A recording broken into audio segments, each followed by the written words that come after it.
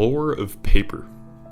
This may seem like a flat or blank topic, but it's really quite fascinating how we went from clay tablets to this modern, mass-produced paper that we know today. So join me as we uncover the whole process, the history of each step along the way, the various materials used for writing and drawing throughout all of history. I really hope you enjoy. Sometime around 3000 BC was the introduction of clay tablets. This would have been the first writing material that humanity used. It was quite the process, and as you can imagine, clay tablets aren't the most efficient way of writing, but it would have started with the wet clay. You flattened it, you used something like a reed or any sort of scribe to write in what you wanted to write, and then you'd have to bake the clay and you'd have your tablet. It was bulky but inexpensive, so it did have lots of use. So following clay tablets, the timing is a little iffy. It would have been similar timing in history, but we don't know exactly.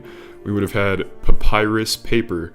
So this is the first thing that actually resembled our modern paper somewhat. The papyrus plant would have been carved down. The green shell would have been cut off until you got to the inner spongy substance that you'd cut into slices, overlap each other, and then hammer down flat to get it to stay together, and then it'd have to dry out in the sun to get your paper. Pretty extensive to actually produce, and that made papyrus pretty expensive. It was easy to transport and could be rolled into scrolls, the first material that would have been used in ancient scrolls. Bamboo is another material that could be used for a similar process to papyrus, but it was more bulky, it was brittle and too thick, but a similar process to the papyrus, and would have also been used in similar timing in history. Sometime around 100 AD or so, silk fabric would have been used as the next form of material for a paper-like substance. Silk was quite the extensive process, far more than papyrus and especially clay. The process began with a silkworm eating mulberry leaves until it reached the cocooning phase. Once that was over, the cocoons would be gathered and boiled to make them softer. These softer cocoons would be reeled together into longer threads, and then these threads could be weaved together in a sort of right angle pattern to make the fabric itself. Now that process would have been very labor intensive and taken a long time, so silk was really only used as a writing material by the elites at the time, or the very wealthy. Sometime around 200 AD, we would see the introduction of parchment. Now, parchment was made by animal skin, so animal skin would be soaked in lime for several days, and this allowed the hair to be scraped off. When the hair was scraped off, it would get stretched over what's called a hearse, or like this wooden frame, drawn down by strings, and this would stretch out the animal skin. Now, as it was drying, you'd have to use a knife and scrape the skin to thin it out and remove all the imperfections. So this was, again, another very extensive process. After it was thinned out and the imperfections were removed, it would be smoothed with a stone, and this would be kind of the finish. Now, again, this was very expensive, certainly not as bad as silk, but quite expensive nonetheless.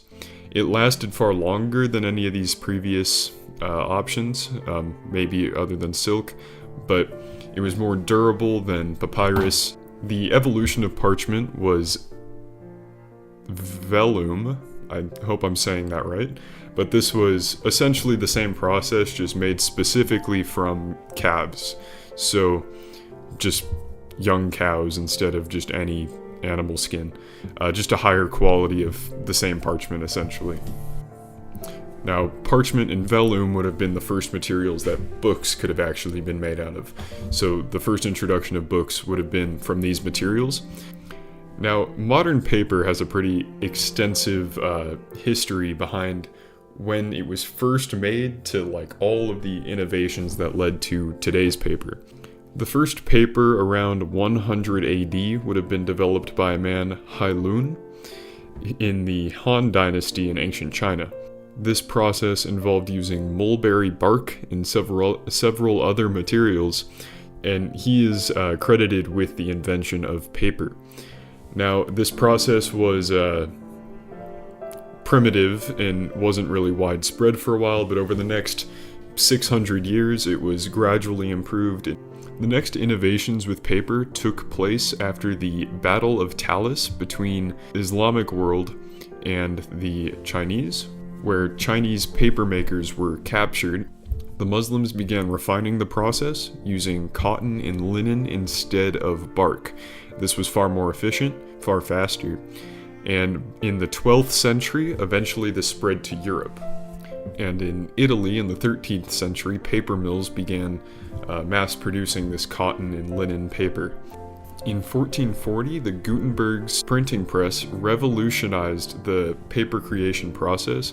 Newspapers and books were far more widespread. The next big innovation in paper was in 1903. The Forge-Renier machine was made to create continuous rolls of paper rather than individual sheets. In the next 50 years or so, they discovered that using wood pulp instead of the cotton and linen that was previously used was far more efficient and far cheaper. So that started to be used, and still in this process of creating rolls instead of sheets. And really the last big innovation with paper was the chemical processes that started to be used. So in the late 19th century, we got the breaking down of the wood pulp to be more efficient, and the refining process of the finished paper through bleaching and various other methods to cure the paper. This process became more and more efficient through robotics and machine automation. Over the last 1,000 years, it has become so much more efficient to the paper that we have today. Thank you so much for watching. I really hope you enjoyed, and yeah, have a great day.